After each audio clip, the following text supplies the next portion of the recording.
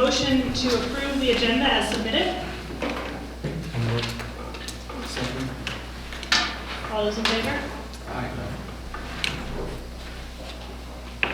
I need a motion to approve the minutes of the October 11th meeting and the October 17th special meeting and the November 6th special meeting. Second. Any discussion? All those in favor? Aye. All right, that brings us to the consent agenda. So this covers items 3.1 through 4.1. The treasurer's report. So I need a motion to cover the consent agenda, which consists of the treasurer's report, the financial report, consideration of claims, transportation report, cafeteria report, the 1920 budget calendar, the tax collector's report, the municipal cooperative agreement, and the extracurricular advisors, as well as, No. Winter coaching. All right. It's a 4.1, but there we go, and winter coaching. So can I have a motion for all of those? I'm so moved. Second. Discussion? I do. Matt, for you. There are 2 outstanding June checks and 1 August. Do we know why? Are we worried that they're still outstanding since it's November? I can't really speak. I'd have to look to see what they are specifically. I don't know if they're still outstanding. That was the end of September. Okay. Generally, if it's a vendor or an individual that we know, sometimes we have people that we know that wait a long time. So, no, at this point, this early in the year, not concerned. But Okay. I can look specifically into those, see if they're still outstanding, get back to you. All right, I was just curious, but if, no, that's good. Budget calendar, so back to you, all right. Okay. When I looked through, it looks like you have a lot of meetings with different pieces of the school to talk about their budget needs, this and that. When we meet in January on the 10th, could you give us a summary of those meetings so that we have an idea of what things were covered? Sure. Okay. Yeah, I mean, those are just put in as placeholders, and we're meeting continuously with the different department heads. Right. Yeah, I mean, and on those regularly scheduled board meetings, I think I list on there a budget discussion or a budget update on all those. So throughout the entire process, I'll be providing updates on. I'm interested for those pieces, because every year we say, well, there's always question on what things we're looking at. Yeah, we used to do a budget workshop. It was kind of a marathon where everybody would come in for 20 minutes to a half hour. They were really warmly attended. If that's something that people think would be beneficial, where those 8 different departments came in to talk about budgetary items, that's something we could consider. Were they useful outside of the poorly attended? Or is it more useful to do it the way you're doing it? Well, that's hard for me to answer. I mean, it was a board workshop, so, I mean, really, you have to get an opinion, I think, from board members. It wasn't particularly helpful for me because, I do it every day and meet with these people every day, but it was more so for the board and for the public to talk about. And frankly, what it came down to is I don't think people were really interested in getting into the details of building and grounds and transportation and whatnot, so. And I think the summary is Okay. fine. Just me. Sure. Anybody else have any?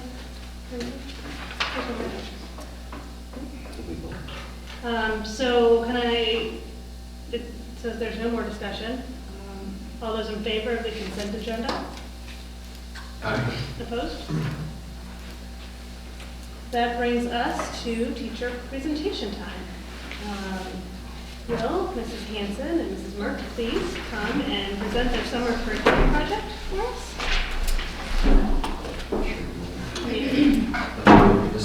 Are you guys doing anything on the screen? No. You want us to stay where we are? Yep. Okay. Old school.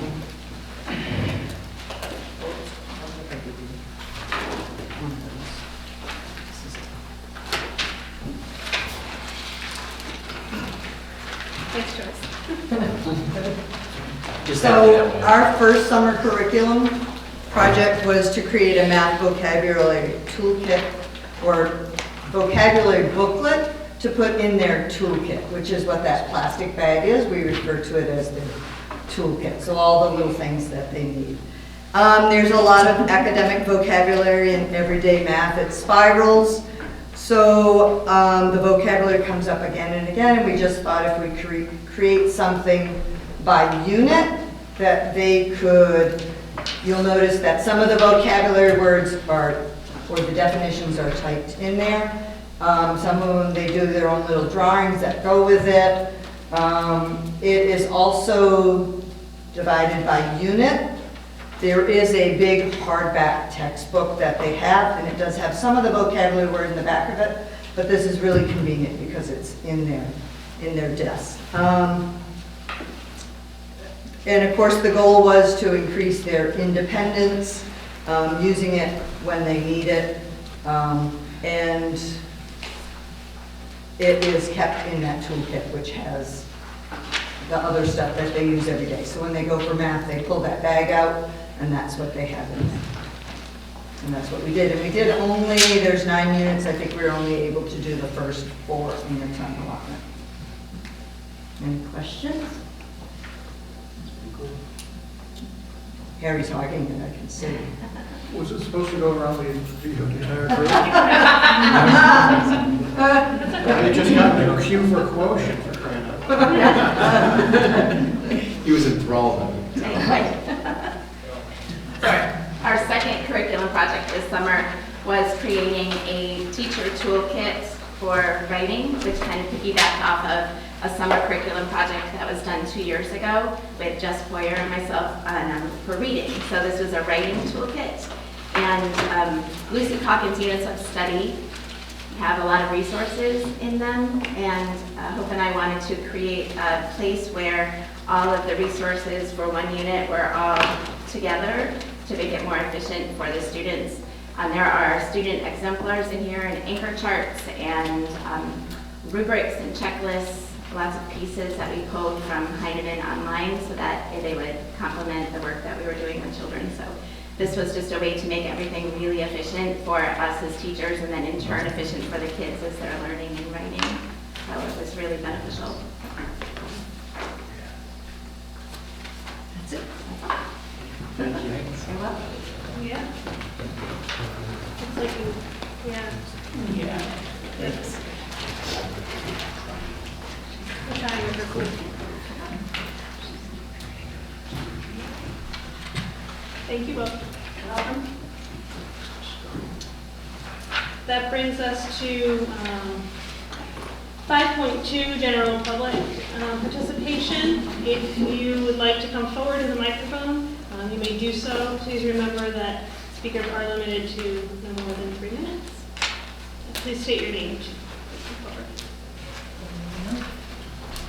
Do I really need to use the microphone? Gets picked up better on Pretty good the camera. acoustics in here. So I'm Michelle Pittman. Up until a few weeks ago, my children have been attending the school district for 3 years. Their father and I have a unique, somewhat unique child custody agreement where we have 50-50 custody. And when we went to court, we agreed that the children would have the right to choose what district they attended under that agreement. If they wanted to go to the district where their father lived, they could go there. If they wanted to go to the district I lived, they could go there. I happened at the time to live in Warsaw. Can I stop you just for a second? As a point of order, can we discuss individual students according to our policy in open session? We're not supposed to discuss. Well, I'm just asking. I'm just giving background subject. because I'm concerned about the policy. Okay.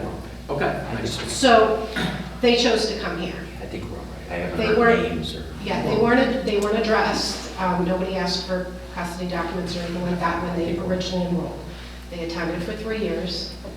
I moved in district because of housing problems. I moved in with my sister-in-law, and their father happened to move out of district 6 months later.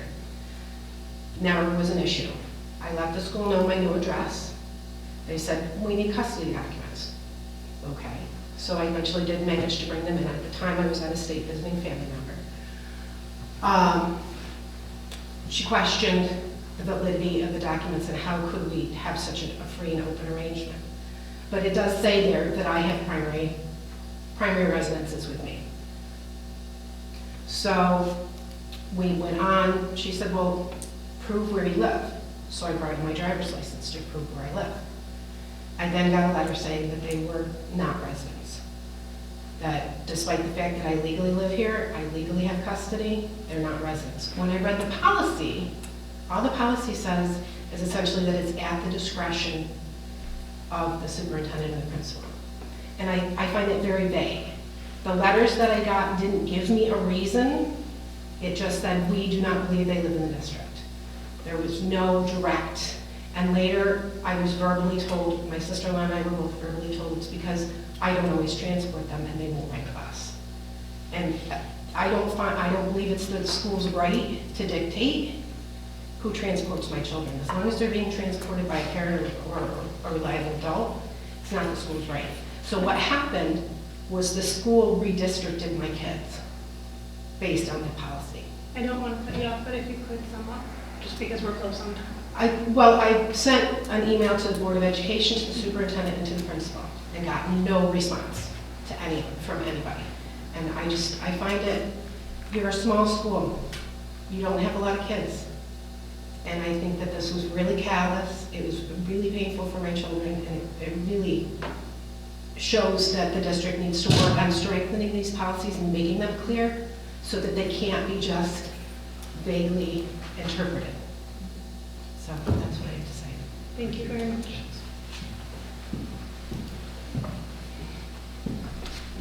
Anybody else at this time?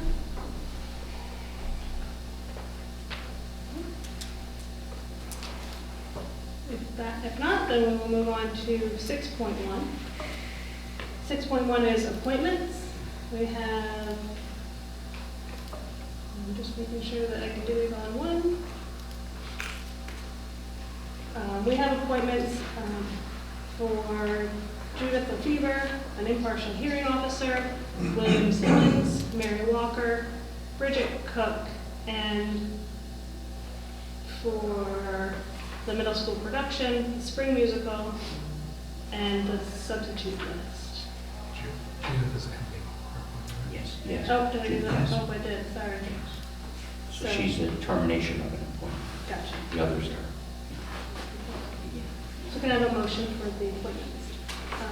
I guess I need a motion for Judith as well.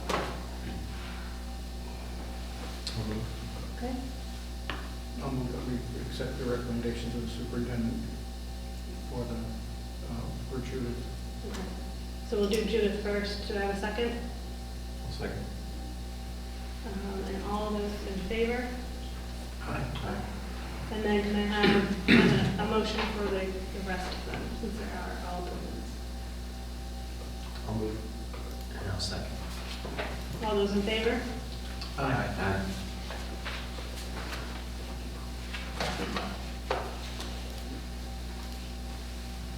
6.2, can I have a motion to approve the recommendation of the Committees on Special Education and Preschool Education? So moved. Second. Discussion? That would have the executive session. All right, so all those in favor? Aye. Opposed? Combined sports. Can I have a motion to approve Hamilton Central School to combine with Morrisville Eaton Central School District for the wrestling program for 18-19 school year as recommended by the athletic director and superintendent? I'll move. I'll second. Discussion? Bill, how many kids want to? One. Billy? Yes. Oops, I'm sorry. Yes. When's the last time we had wrestling here? It's been a while. Long time.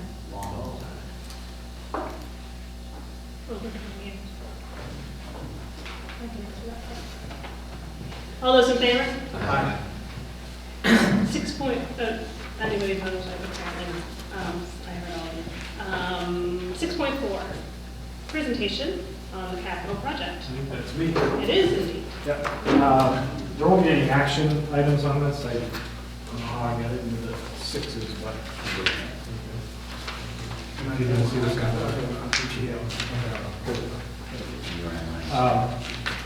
to keep this pretty brief, my main intention of addressing the board tonight is to sort of give you an update on what we've done in the last couple of weeks regarding the promotion and the advocacy efforts for our proposed capital project, and sort of make a suggestion and obtain some guidance from you on moving forward the next 5 to 6 weeks before the vote. We'll be here quickly. So the document that's on board docs, if you came to one of the prior meetings that you've had or you've seen, or if you need, I have one here, is sort of an initial look, an initial sort of promotional document that we've crafted initially to present to the groups we've spoken to. I want to thank Jen Jones and the members of the PTA, the PTO, for inviting me to their meeting last week. Very good turnout, very positive feedback.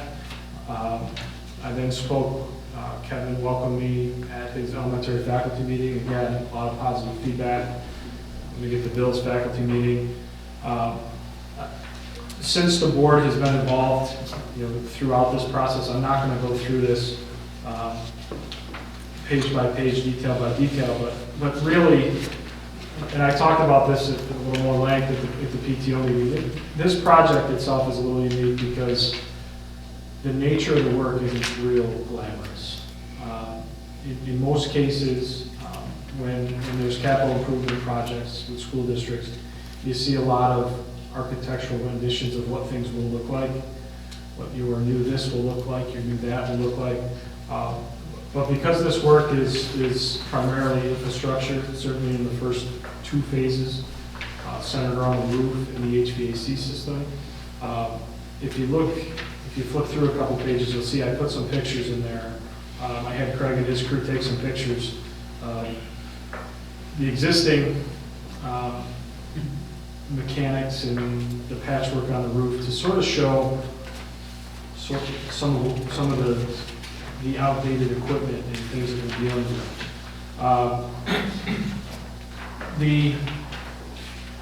The schedule, we've discussed at length, the debt service schedule, which is included in there as well. That's all been presented to you, at public board meetings, and obviously we move forward with the resolutions based on the facts that are presented here and the projections here. So I'm not going to get into that.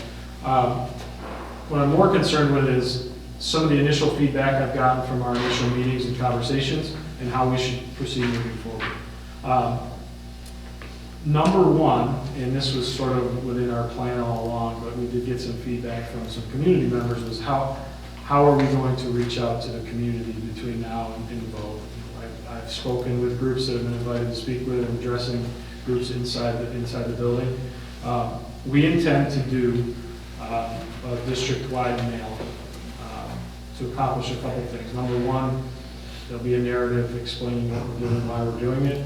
I believe last time we did a capital project, it was from the Board of Education. So I could certainly work on a draft and then work with you folks if that's what you prefer before sending that out. Number two is to sort of explain the scope of work. Number three would be to explain the tax impact and the local impact, the finances. And then lastly, to provide the information on the remaining events, ultimately ending with the vote on the 18th. Pete and I discussed today, we would like to host a number of public information sessions where we make ourselves available to anybody that wants to come in and ask questions, obtain clarity on anything that we're doing. We would likely do them at different times of the day to sort of, to try to accommodate different schedules in the community. So we would probably do one in the morning, one around the noon hour, and then another one in the evening.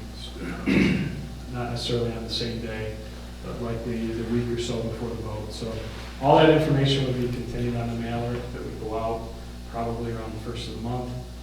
Second week of the month, we would have these informational meetings, and then ultimately the third week is when the vote would be. So I'm interested in feedback, not necessarily right now, if you want to take some time to think about it. But Pete and I discussed that.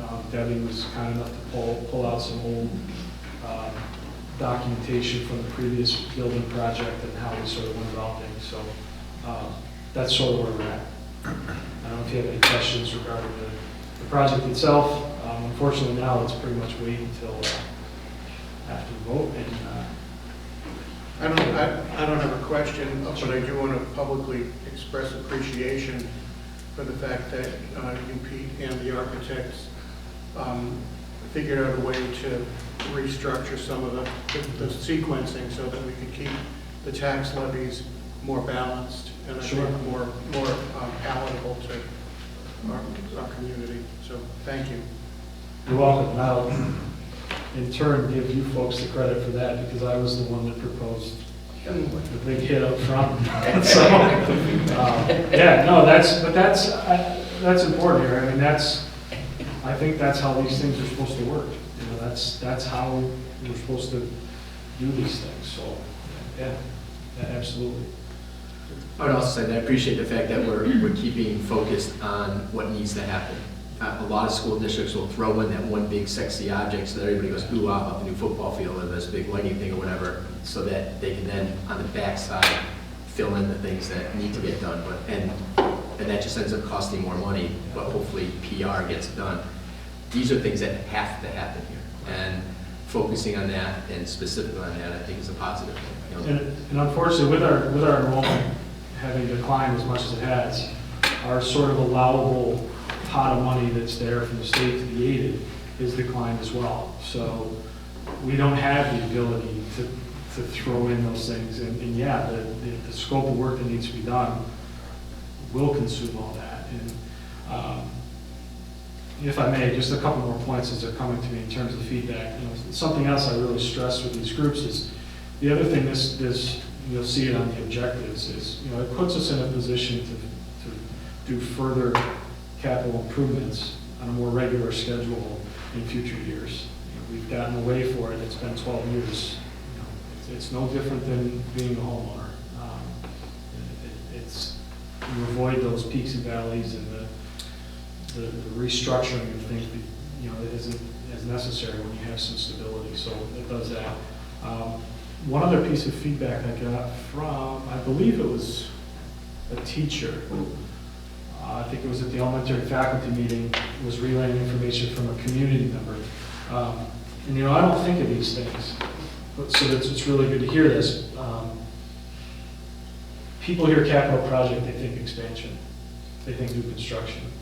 And that was an immediate concern that somebody had in the community was, why are we building out or building up or expanding the school? And so that's an eye-opener for me. That tells us that we need to make sure we're very clear that this is all renovation work to existing structures and there's infrastructure work that has to be done. So we'll keep that in mind as we prepare, whatever our mailing ends up being, certainly in collaboration with you folks, and hopefully we'll get some turnout at the meetings and be successful in December. So this has come up, and we've been on email a little bit about incorporating some kind of sustainable energy source into this. Yep.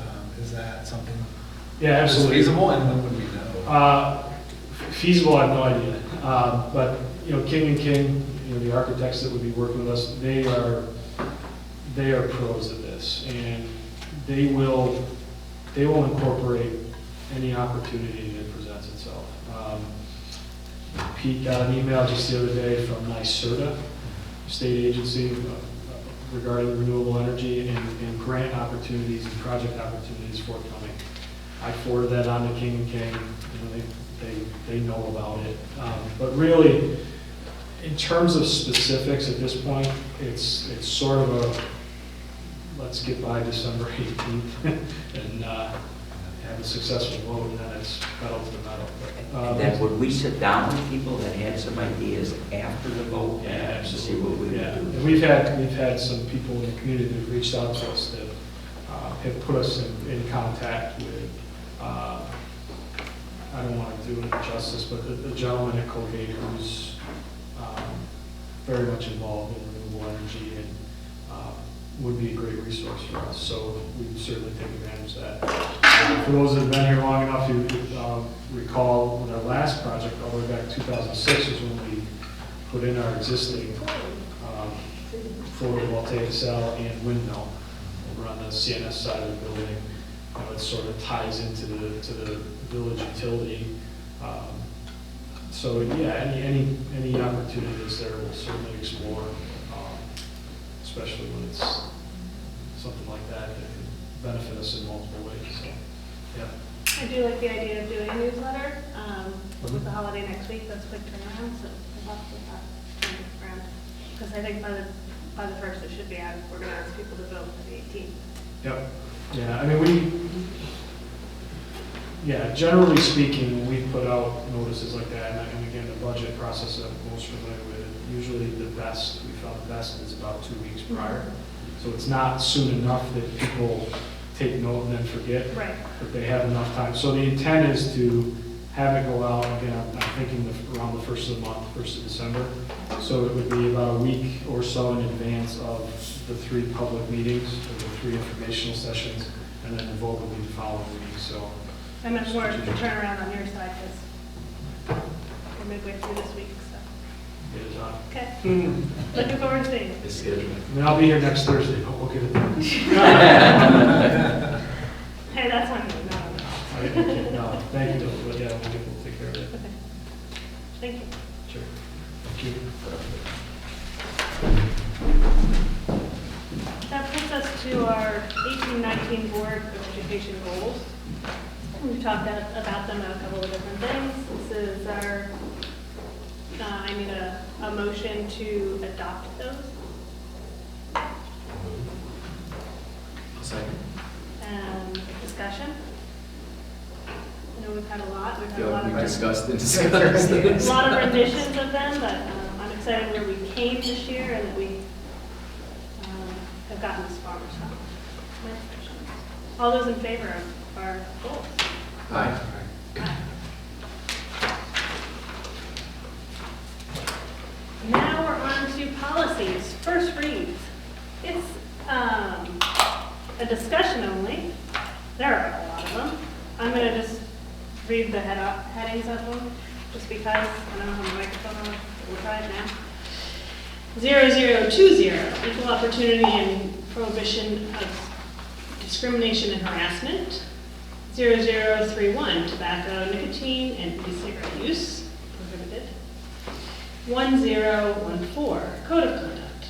1040, 1401.1, 1040.2, 1040.3, parent and family engagement in Title I programs.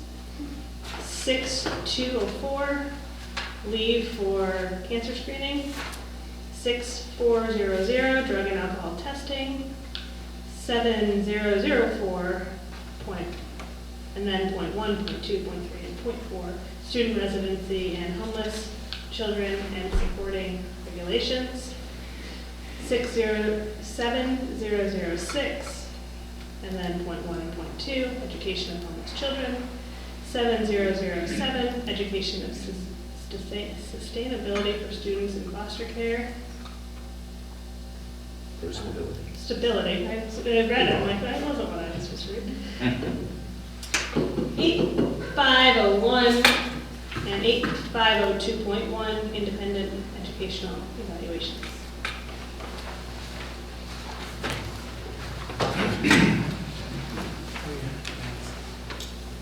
Let me do some quick general information sharing. The cover memo highlights the revisions, the changes, some are cosmetic, some implement law, some separate foster care from homeless children, from residents, our policies are being cleaned up in that way. I don't mean they're terribly dirty, I mean that they're becoming clearer. The two things about this, we have policy, and then when you see point 1, point 2, point 3, those are administrative regulations, and they're really something the superintendent does with the staff. But I've incorporated all of point 1, point 2, point 3, so the board could also see what we're thinking of administratively. Got feedback from a couple of board members to date. We're still open for other feedback. That's why we sent you copies that are written on or marked up, because they really are in draft form. Just wanted to let you know what we're looking at, what we're thinking. A meeting will be scheduled between now and the next board meeting. A couple of these need a little legal look at, so I'm going to meet with Dave Pello and the policy person. And then once we get that legal piece, then I'm just going to stay with the policy person and get all your feedback and get everything incorporated, and then come with a recommendation December 13th. So I'm open to feedback, I'm open to questions, open to any discussion or conversation about it. I have a few questions. Yes, and lead me and I will. Yeah, starting with 20-0020. I have that in order, so please. So the one is just, I mean, this isn't actually. Yeah, go ahead. Boy Scouts is listed specifically? I didn't hear what you said. Boy Scouts is listed specifically as a, What page? provides equal on the first page. 0020.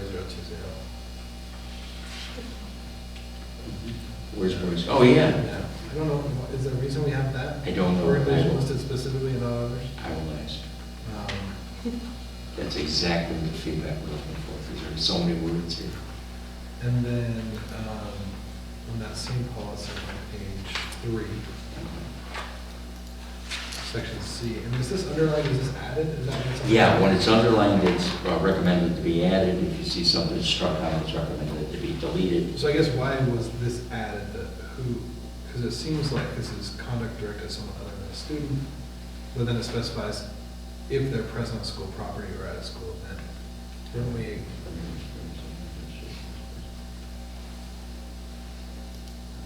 Okay. So this seems to me as if one of our staff members or students is engaging in activity like this toward anybody, anywhere, is problematic, especially if they're employed by the district, Mhm. right? Mhm. I don't know that I care where they are. I understand what you're saying. Maybe for I students. believe maybe the like law that. cares where they are, that may be. Yeah. Yeah, that's, I mean, I gotta follow through on that. Yeah, these are good questions. And then my worry that, does this limit us if we find out that a teacher's been engaging in, or, you know, anybody employed in the district has been engaging in racist activity online, and they say, well, it's not on the school grounds. I understand what you're asking. I have my thoughts on it. Yeah, That so maybe does- you're- This does not limit what you Okay. just said, that, Okay. but I will ask that. No, I don't think there's any professional conduct in what you're describing, regardless of where it's taking place. So it would be problematic, but I understand what you're asking. And then on page 10, there were a couple Okay, things. yeah. And 8, okay, Cory? So this 10 days, is that, again, is that legally mandated 10 days? It's a request for the board review, maybe made. Probably, but I By will the check. board clerk within 10 days. Seems like a little bit of time if this is Mhm. a sensitive matter, I understand. It seems too long, not too short. too short. Yeah.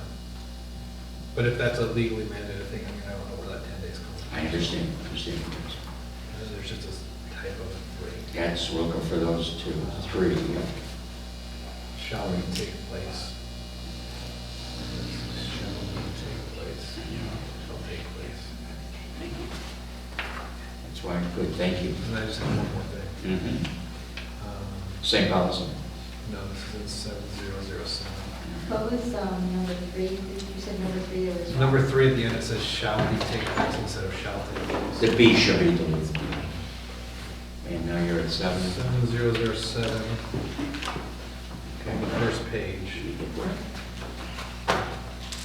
again, I think this is just a typo. Yeah, go ahead. 2B, Mhm. it says the school of original, so school of origin, and then later in the child's foster care placement change to School of origin, thank you. That's all. Thank you. Yeah, it's interesting, because Paul and Harry, and I met, and we caught so much, and then. We can look at it again next month. Yeah, and we'll get more, yeah. yes. But I also want, I do want the BOCES to put inside this. And Ellen sent an email. Ellen sent an email. Yes, I have her comments, Harry sent an email, I've incorporated it, Corey's questions are incorporated. Okay. Yeah, get it right. All right. Okay. That's why it's good to have a doctor. Yeah. Oh, yeah, so, yeah, part of hers was the one day is that. Okay, Good? thank you. Yeah. 7.1, administrators reports or updates. Who's up? Sure.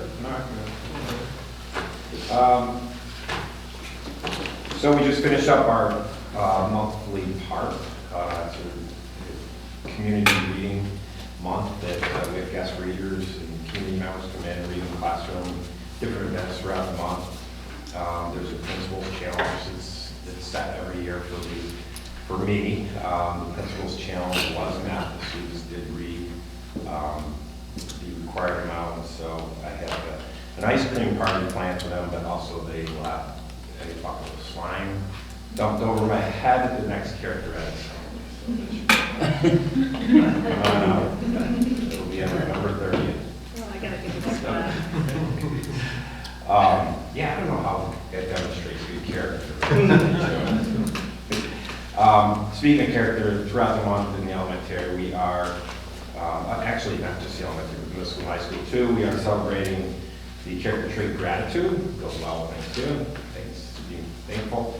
And so throughout the month, kids in the classroom can have either recognize a friend or a teacher can recognize a student for students demonstrating gratitude.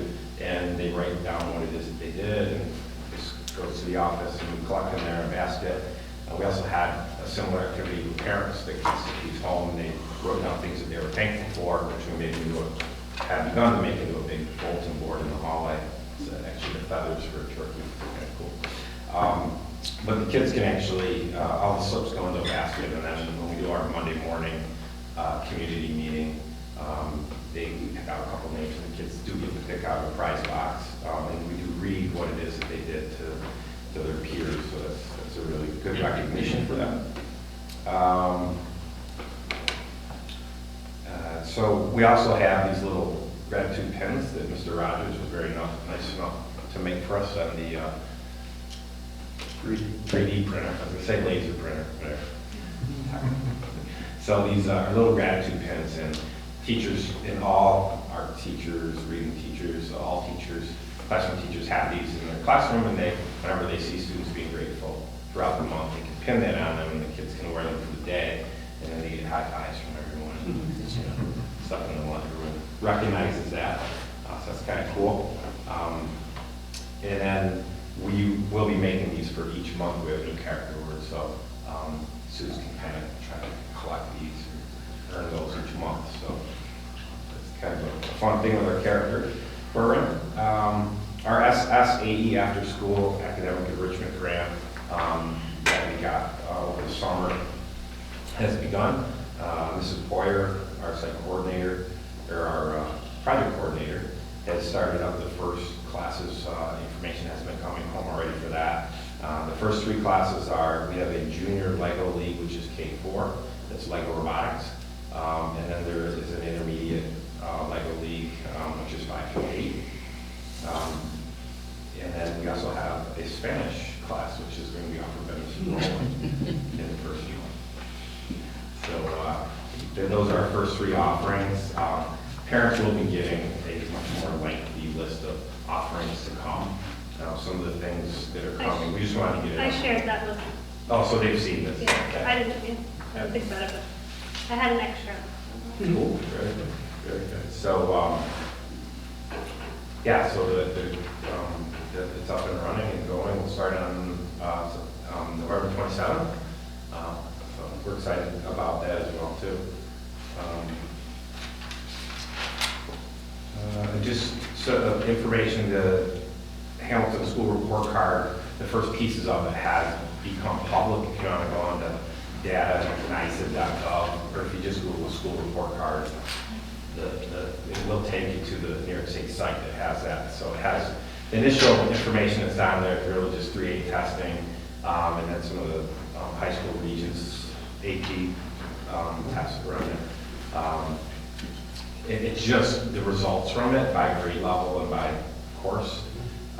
There's not, further down the road, the state will pull out we met goals for certain subgroups and all that. It'll be much more detailed than that. But the first pieces of it are out, so you can go and look and see. We received information from our BOCES, and Pete shared that with the principals this past week. But again, it shows that Hamilton in the region and our BOCES is head and shoulders above the other schools and doing quite well. We're just fortunate to have Yeah. a good student body that Great community. works hard and good achieving children. Great teachers. Also, Just to make it district-wide, the coalition has partnered with SAD and the B100 campaign. So if you go through the main doors, you'll see the big sticker on the floor. And each month we're building off of that. So this month is Be 100% grateful, and gratitude is our word. So in the middle school and high school, we've been doing gratitude cards. You'll see them displayed, starting to be displayed in the main hallway. There's a big gratitude sign, so those will be displayed. And SAD and the coalition will start some events and forum to recognize being grateful throughout the district. And then Orton Gillingham training, November 26th through the 29th, we'll have 9 teachers have some intensive training in Orton Gillingham. We're going to have 4 component districts join us, 5 faculty members from 4 component districts will join us for that training, so we're excited about that. Bill, where physically will the training take place? In Hamilton? Yes. And where are we going to be in the district? What are we going to use? We haven't figured that out yet. Oh, yeah, okay. I wasn't trying to put you on the spot. But we have other districts coming. Computer lab? Yes. high school computer. High school computer Yeah, lab. we still have to work out some things with it. Yeah. and all. That's next to the superintendent's office, that area? Yes. Yeah. Okay. Well, I think it's nice that other districts are coming to participate, sharing that way, and coming to Hamilton. And there's a limited amount, when that went out to the region, those 5 extra seats went like that. Oh, yeah. That's the old BOCES coming out and Yeah. they shared service and bringing people together from the districts. I value that.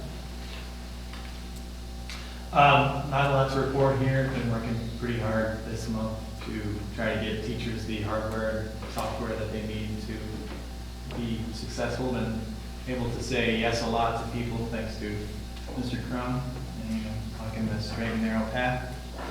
But we're able to figure it out. So I feel like we're moving forward. We're starting to really pick up the pace with getting the district back up to speed with the stuff that they need. I've been working really closely with Mr. Bain in his design and production class. We've got the 3D printing lab up and running at full steam, and he's got his kids designing some really interesting stuff. They're learning a lot about the elements of design, and they learn a lot through that process. Typically, their first design fails. They are able to ask themselves why. One of the things that I worry about, putting devices like this in schools is it could go the way of just, printing out tchotchkes and Pokemon balls and, other things you can download from the internet. And I'm really happy to see kids designing stuff and thinking about making things. And in fact, I've seen kids printing out pencil holders and sock folders, and they're inventing things. I'm not kidding, right? There was a kid who made like a sock folder thing. But they're designing their own things, they're making things, it's awesome. So, If he gives that to his mom for Christmas. It's terrible. I was thinking for him, his first design failed. It was an interesting idea. Merry Christmas, Mom, start folding us out.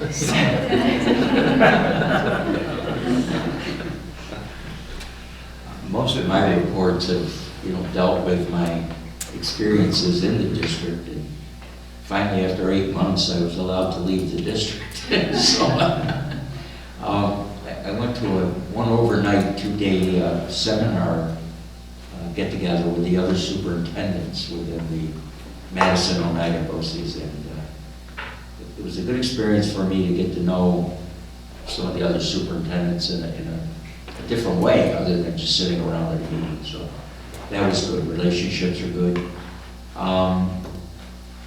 One of the attorneys from our firm in Binghamton, his name is Ed Sarzinski, did a 3-hour workshop on special education, how the CSE works, and what to look for, and how to follow through on FOILs and FERPAs. And he was complimentary of our district and how we are responding to things, because he's aware of it.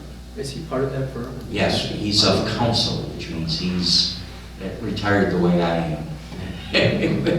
He works a little bit here, a little bit there, but very, very, very, very good 3 hours with that. He and I renewed acquaintances from the Southern Tier and our old golfing friends from the Southern Tier. He knows some characters, I'm telling you, so it was nice to be with that. The Council of School Superintendents had come, the executive director, Chuck Dietrich, brought 2 staff members, talked about budgeting, talked about the priorities of the school superintendent's group this year, working with the legislature. So it was a good 2 days and 1 overnight. And I was let out again last Thursday, and I was allowed to interact with the superintendents of the Utica BOCES and the Herkimer BOCES, as well as Madison Oneida, and we got to meet our legislators. It was the day after the election, a day or 2 after the election, so a person by the name of Joe Griffo, did I say that right?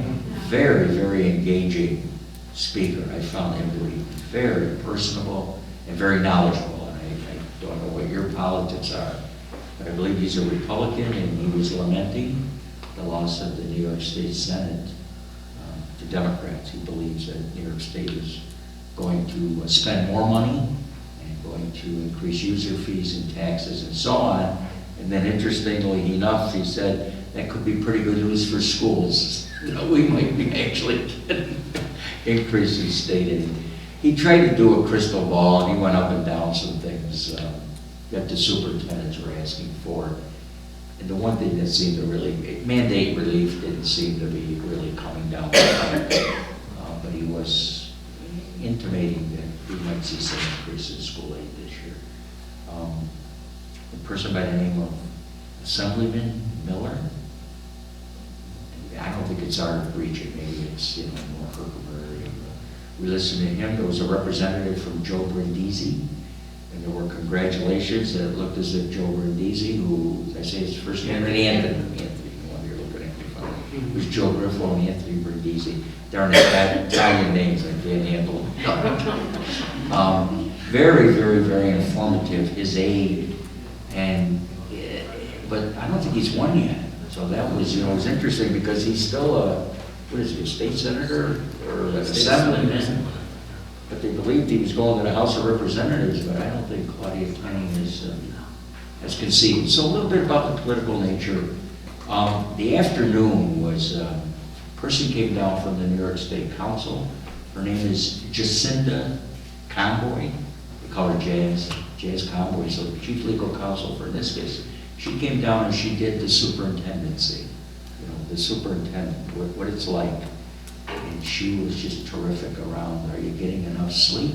You cannot believe the little bit of sleep the superintendents get. And she said that's just not a good thing, because then you find yourself not rested, not on top of decision making, not on top of your relationships when you don't sleep.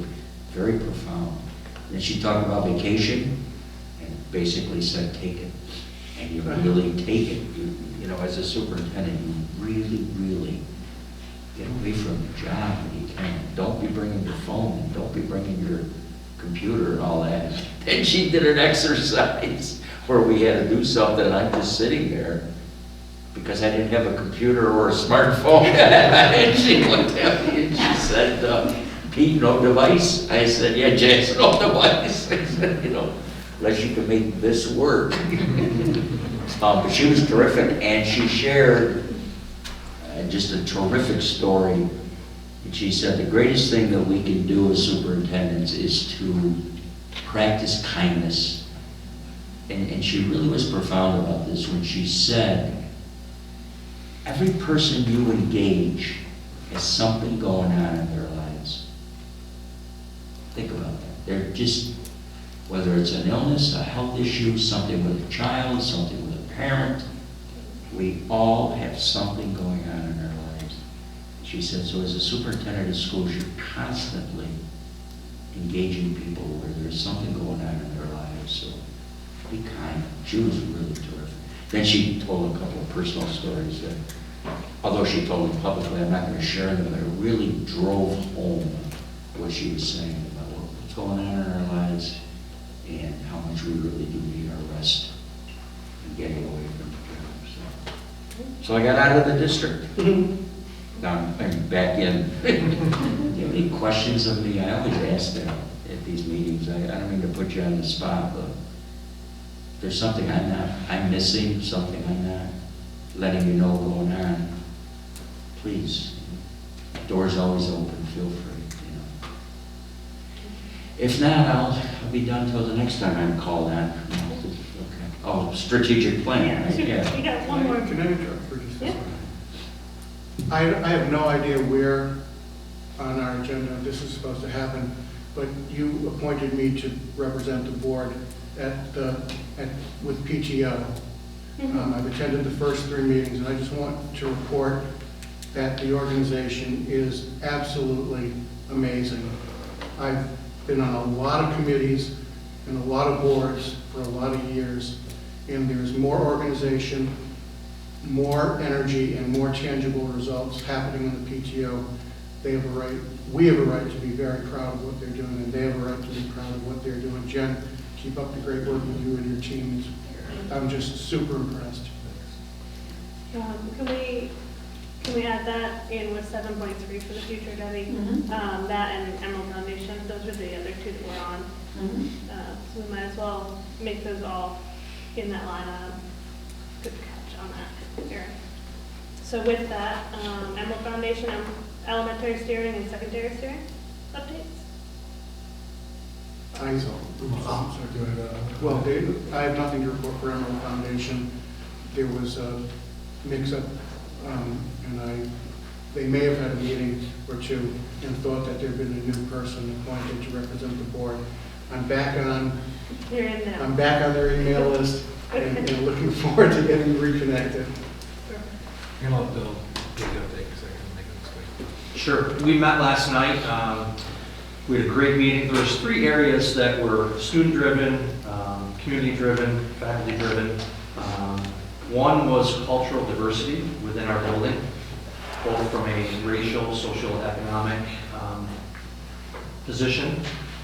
Technology, the difficulties that people are having navigating our different platforms and understanding Schoology, School Tool, Google Classrooms. And then the third was on community engagement. And we kind of melded that all together to do community connections is our direction. And we talked about doing piggybacking off of our back to school bash, doing a New Year's bash in February, maybe, where we're going to do a free dinner, and we're going to invite all families to come in. And after the dinner, we're going to do breakout sessions.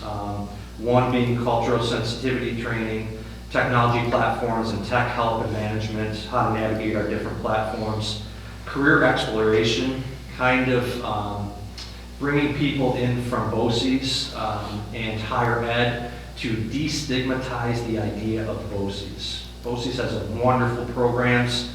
at all different levels, and how do we destigmatize that feeling that, you know, I can't go to BOCES or I shouldn't go to BOCES, because there's wonderful programs out there that will lead into some very successful careers. Social media etiquette, and then inviting the PTO to have parents help parents navigate our school culture. So that's our big event.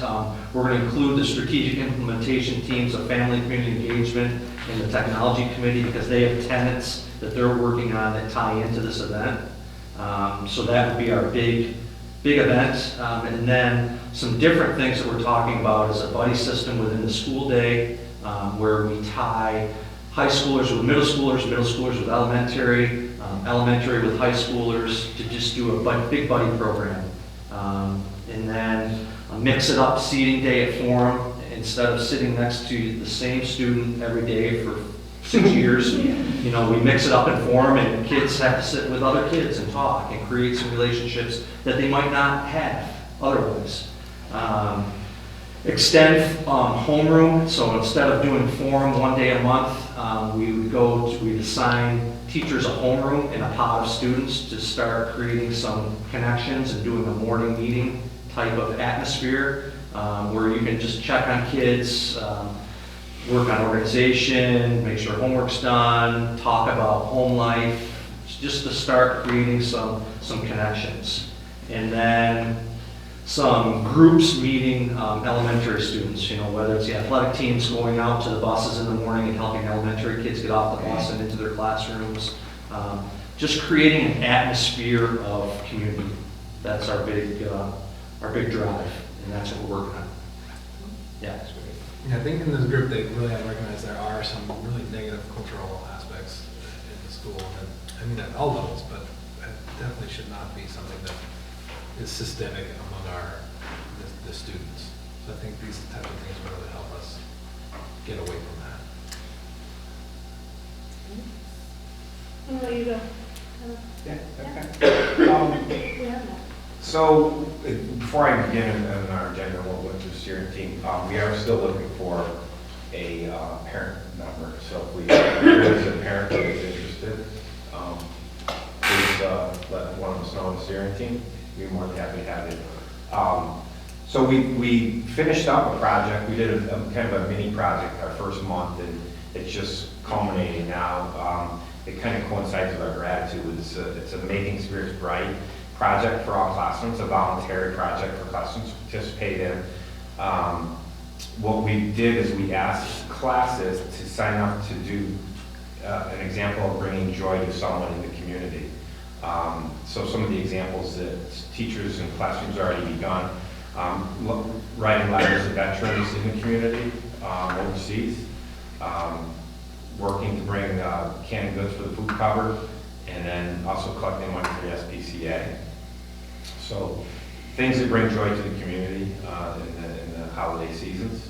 And then what we did was all classrooms that participated, the names are being put in the hat. We're going to draw out on November 20th, next Tuesday. We will have students represented here for the Christmas tree lighting. We're going to do a hayride from the school, the Christmas tree lighting, and then the students that are represented will help throw the light to light the tree for the lighting. So it's kind of a community build in many different ways. Our new project that Steering Team is working on is, last year we looked at student discipline referrals to the office. And over the past 3 years, the discipline referrals have increased each year. So we're seeing a growing population of students that are having referrals. So we wanted to figure out what's going on. So we started developing a survey for teachers to really ask the teachers what's going on. What are you seeing? What are you noticing? What are the things that... so we started the survey. We're putting that together. We're going to actually share it with our school counselors too, to help get their input from it. And then at our next meeting, we'll refine that survey and get it out to teachers. What the goal is for that is really how can we help teachers? Like what are the things that you're noticing, and how can we as a steering team help you with that as we have a growing discipline referral going on. So hopefully we can get that done. Good for me. Thanks. Thanks. And strategic plan update.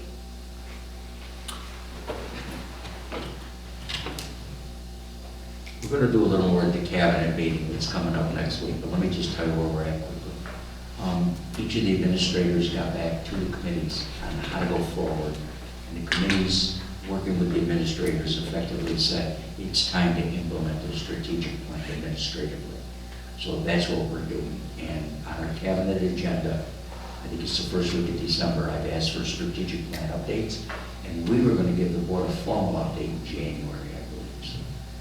That's where we're at in implementing the strategic plan. I'm not prepared to be more specific than that right now.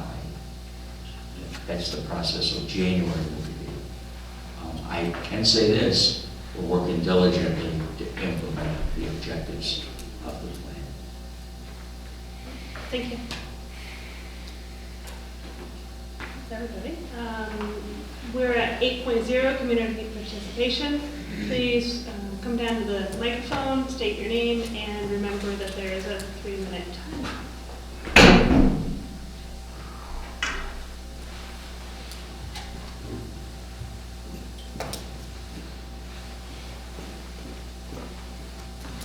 Hello, Jen Jones. Just a couple of quick things. First of all, thank you, Harry. Second thing, just to reiterate, and I know Matt said it, but just to reiterate it from a different point of view, and as a parent and community member, since we hosted Matt at our PTO meeting, there seems like I'm getting bombarded with community members' feedback, which is great. Happy to share that on with you guys. I think getting some education out to the community sooner than later would be extremely helpful. There is word, and some pretty strong influential people in the community are trying to kind of rally to vote no. And I feel like it's very important for them to vote yes. And I think education could help. There have been items brought up that, last time there was a big capital project that, letters did go out to all the taxpayers. And again, I know that's something that's worked on, but again, I just kind of wanted to reiterate, getting these meetings set up and public notification, I think would be extremely helpful, because I think that this is super important to get this to pass. And the other thing, I'm working with Bill on this, I'm very gracious for that, but again, I guess just on public record, it would be nice to have a policy or something implemented when it comes to our athletic department, and maybe having some uniform review or something with the coaches further in advance of the season than, when we're a week out from games. And again, I'm working with Bill. Thank you. Again, I just wanted it public, just so things like this don't happen. I feel like this isn't a good representation of HCS, and I think that there should definitely be funds allocated. It's not only embarrassing to the athlete, but I think it's embarrassing to HCS. That it just completely, I think, unacceptable. So, thank you.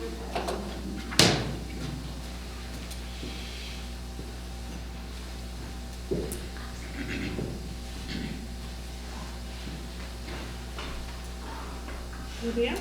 All right. That brings us to 9.1, executive session. We're not doing anything to vote? No vote after? No, there'll be no. I'm not asking the board to take any action after the executive session.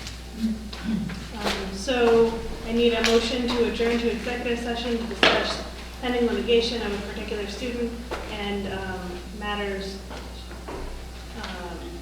related to. We have a particular personnel matter regarding this. And matters of the potential employment Yes, as well. yes. So move. One second. All those in favor? Aye. Thank you, everybody. And with the board's okay, I'd like to ask Matt matters. Okay with the board? Thank you all.